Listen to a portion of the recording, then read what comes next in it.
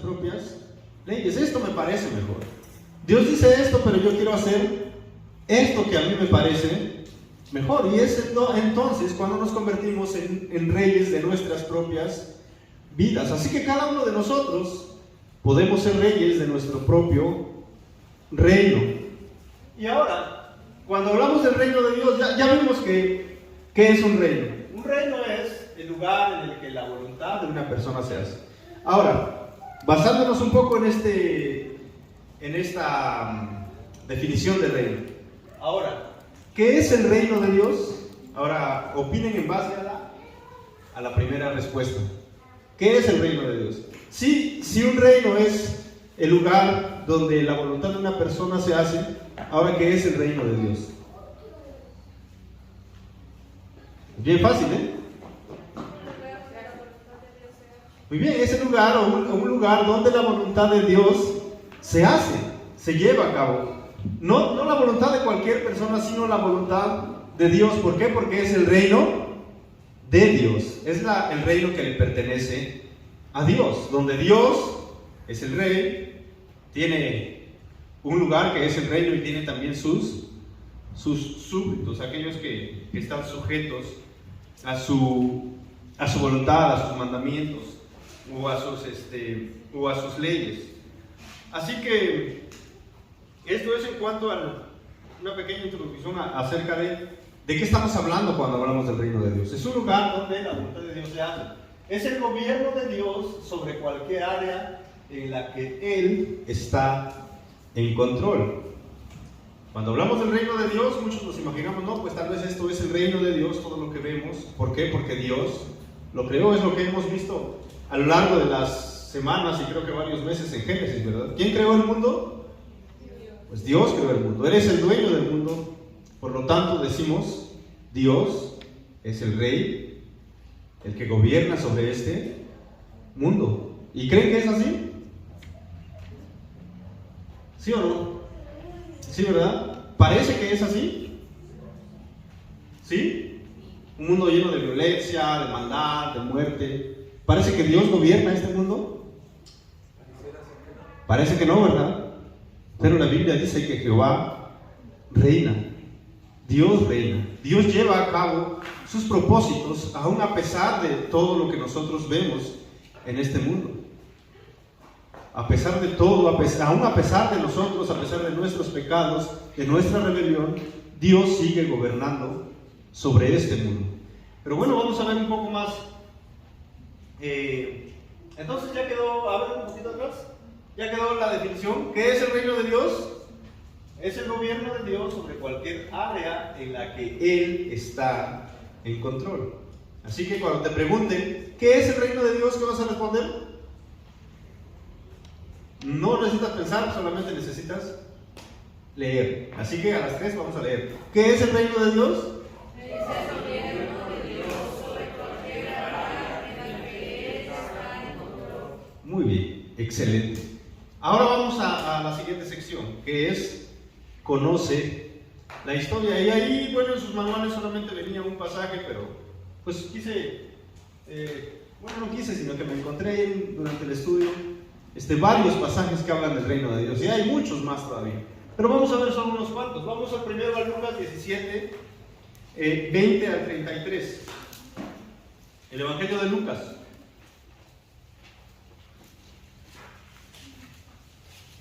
Capítulo 17, del 20 al 33.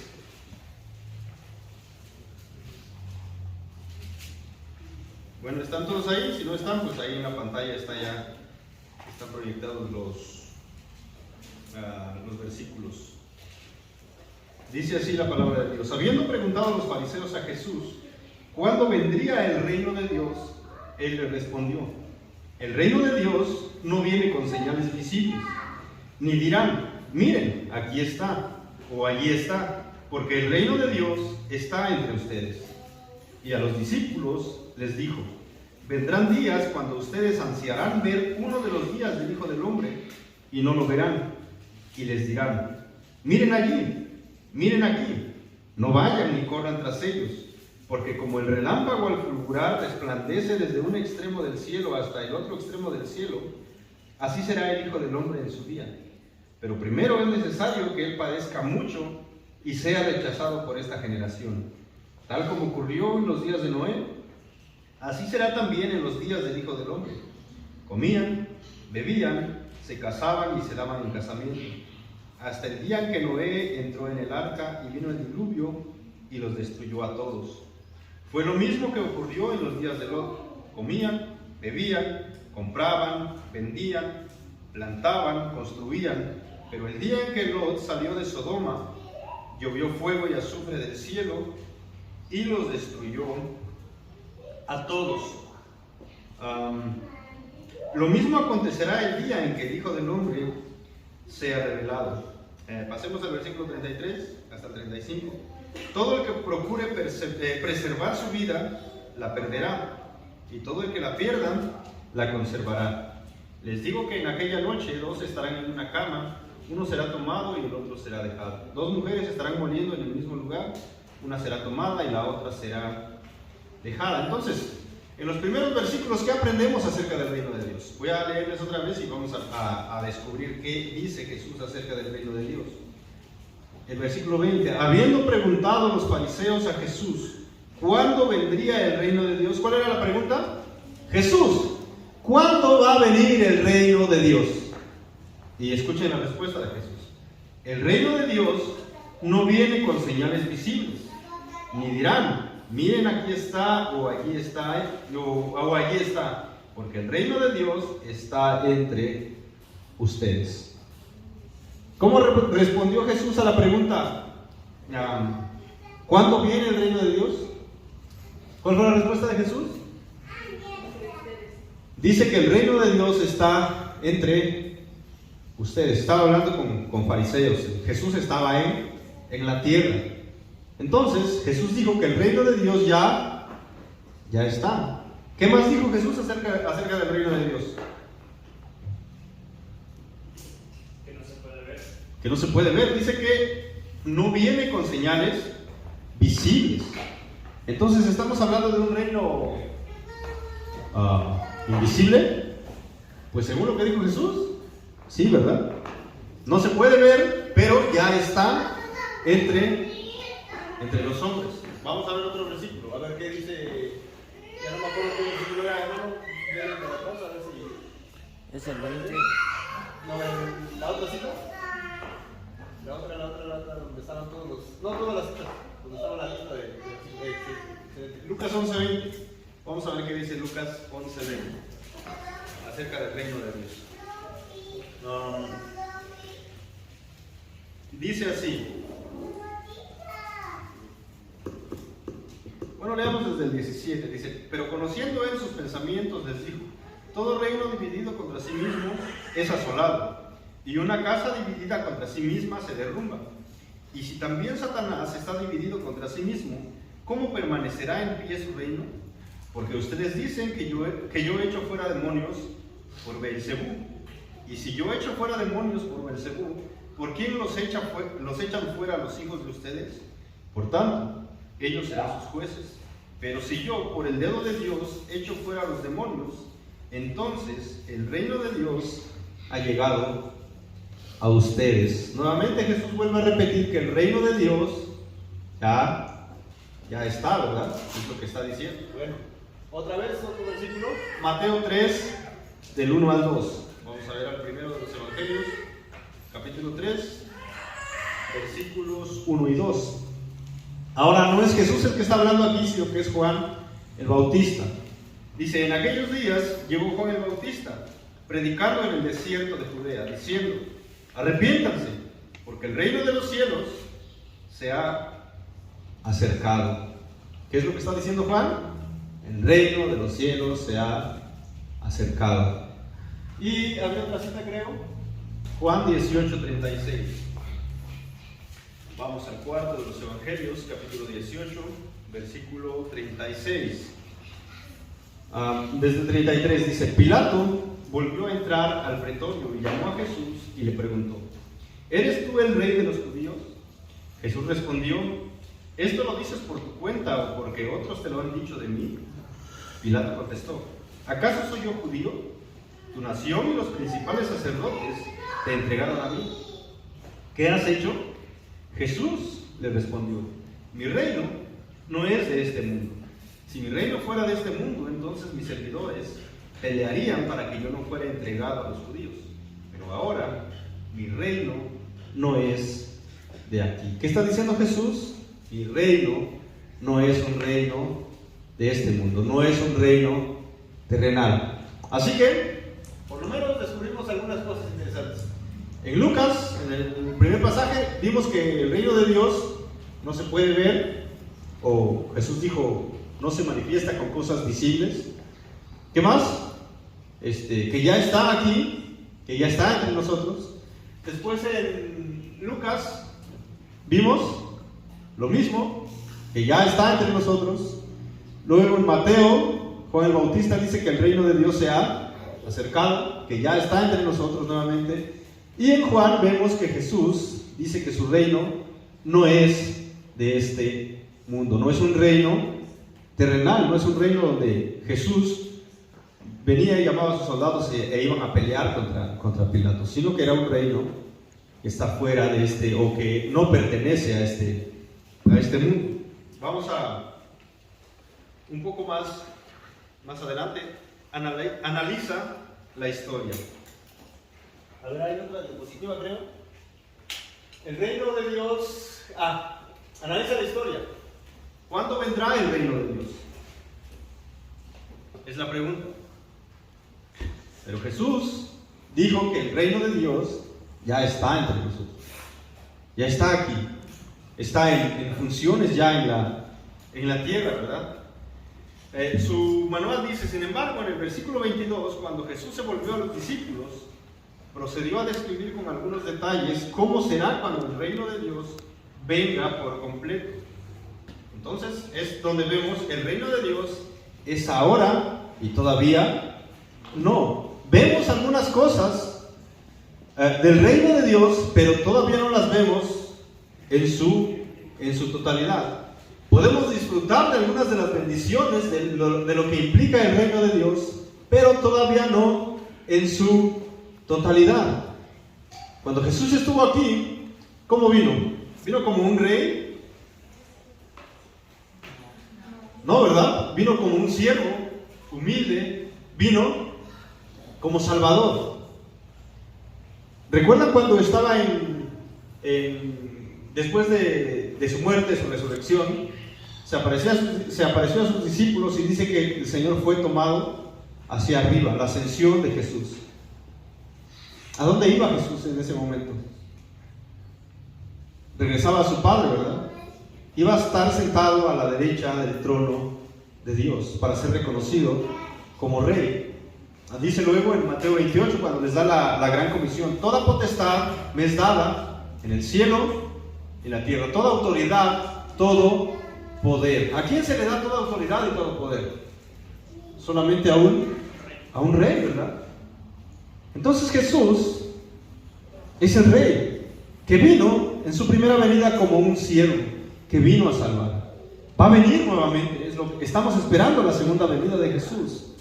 Y no vendrá más como un salvador, sino que va a venir como un rey. Va a venir como un rey y va a tomar consigo a los que le pertenecen, y a los demás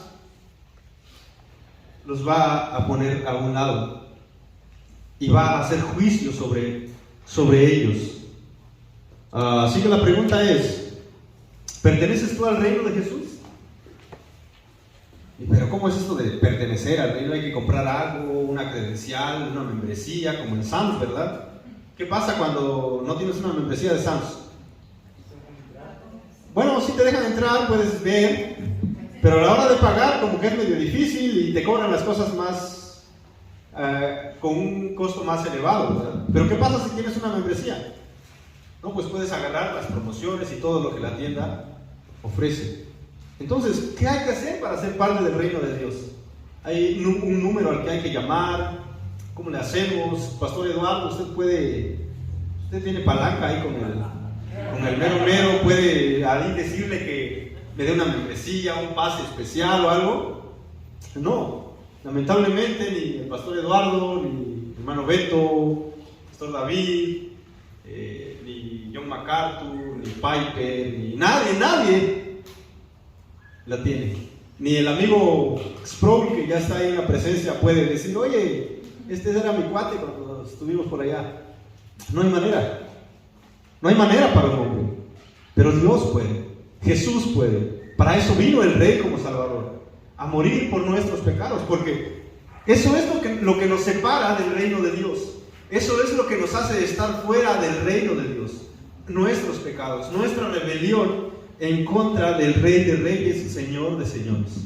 El pecado hace una separación enorme entre Dios y nosotros. Y todos, cuando nacemos en este mundo, nacemos fuera del reino de Dios. Desde el huerto del Edén, Adán y Eva quedaron, ¿dónde quedaron? ¿A dónde fueron echados? Fuera del huerto, fuera de la presencia de Dios, fuera del reino de Dios. Y a partir de ahí todos los que nacemos, todos sus descendientes, nacemos fuera del reino de Dios. Pero vino Jesús para restaurar esa relación que a causa del pecado había sido rota. Ahora Jesús ha abierto el camino otra vez. ¿Recuerdan qué pasó cuando Adán y Eva fueron echados fuera del huerto? Dios puso una guardia especial allá afuera en las puertas del huerto. Dice que eran unas, ¿qué eran que se revolvían así, que estaban encendidas? Unas espadas, ¿verdad? Que se movían por todo lado para que Adán y Eva no tuvieran acceso otra vez al huerto.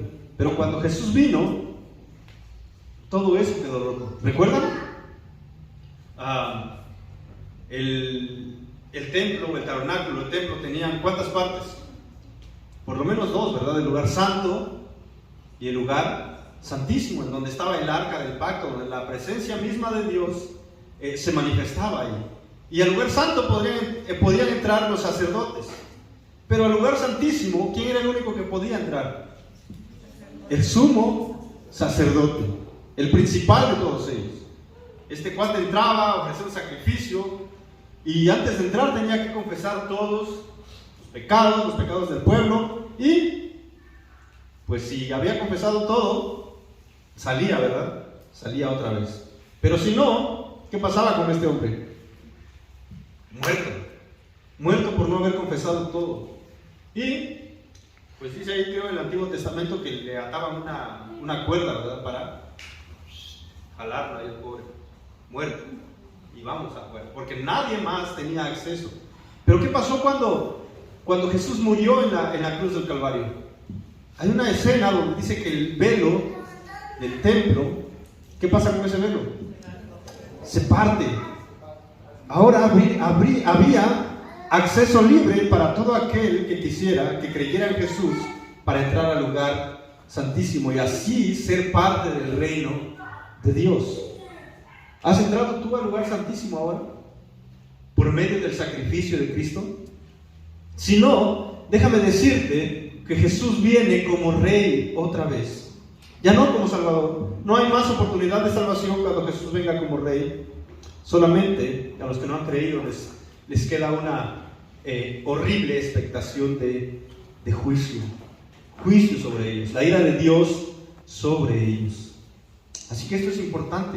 Necesitas pertenecer al reino de Dios, no pagando nada, no haciendo nada porque no somos capaces, solamente por la obra y los méritos de Cristo podemos ser parte del reino de Dios, aquel reino de Dios que es ahora, pero todavía no, del cual podemos disfrutar ciertos beneficios, ciertas bendiciones, pero no todas todavía.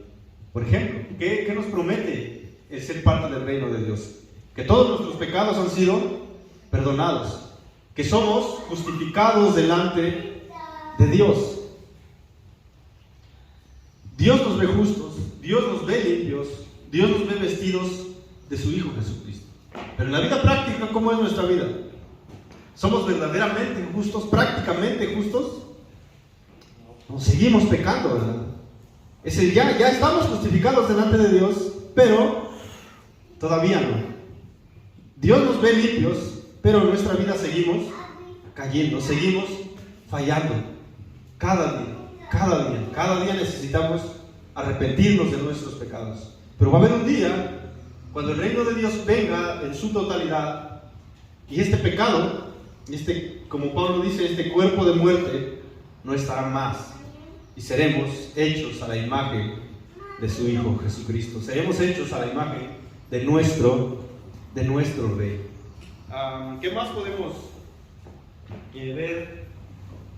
Los cristianos viven, o por lo menos deberían vivir, como ciudadanos del reino. Todos aquellos que han creído como Jesús, ¿cómo son llamados? Cristianos, ¿verdad? Somos cristianos porque seguimos a Cristo. ¿Y cómo vive un cristiano? Pues vive como un miembro del reino de Dios. Es así como debería vivir un cristiano. Cuando nosotros vemos este mundo, ¿cuáles son los intereses del mundo? De las personas que nos rodean, que no son cristianas. Pues les interesan un montón de cosas, ¿verdad? Todas las cosas les interesan, menos nuestro Rey Jesús. Y es lo que veíamos en la segunda parte de Lucas. Dice que cuando el Hijo de Dios, el Hijo del Hombre, venga, va a ser como los tiempos de Noé, como los tiempos de Lot, que se casaban, bebían, comían, compraban, vendían, hacían un montón de negocios y era lo que les importaba, era el centro de sus vidas. ¿Es malo casarse? No, ¿verdad? Siempre y cuando sea un hombre con una mujer, ¿verdad? ¿Es malo comer? No, al rato seguramente van a comprar y no es malo comer. Por ahí me comentaron que va a haber algo bueno, ¿no? Estoy seguro que sí. No es malo comer. ¿Es malo comprar? No, es necesario comprar cosas, ¿verdad? ¿Es malo vender? No eran cosas malas necesariamente, pero era todo lo que les importaba, era todo lo que había para ellos, o lo que ellos entendían que era lo más importante. Pero se olvidaban de lo más importante realmente, de pertenecer al reino de Dios. Y en esta época, el mundo vive de la misma manera. Se casan, comen, beben, compran, venden, pero se olvidan de lo importante, se olvidan del reino de Dios. Y lamentablemente, muchos cristianos hoy en día nos hemos olvidado de lo verdaderamente importante. Y nos casamos, comemos, bebemos, compramos, vendemos, pero el reino de Dios ha quedado atrás. Nos hemos olvidado que tenemos un rey y que tenemos una misión y que nuestro rey nos ha dado parte en esa misión. ¿Cuál es la misión de la iglesia? Avanzar el reino de Dios en la tierra por medio de la predicación del evangelio. ¿Es así? Sí, ¿verdad? Es lo que dice Jesús. Es el encargo que el rey les dio a sus discípulos. Vayan y hagan discípulos, predíquenles el evangelio. Así que cuando tú le predicas el evangelio a una persona, ¿qué estás haciendo? Estás participando en el avance del reino de Dios aquí en la tierra. Así que el reino de Dios está presente en este mundo por medio de la iglesia, que sigue trabajando para que el reino de Dios se extienda y llegue a más personas y llegue a más corazones. El reino de Dios, dijimos, no es algo tanto físico, sino es algo también espiritual. El reino de Dios también está en nuestros corazones, los cuales Dios, Jesús,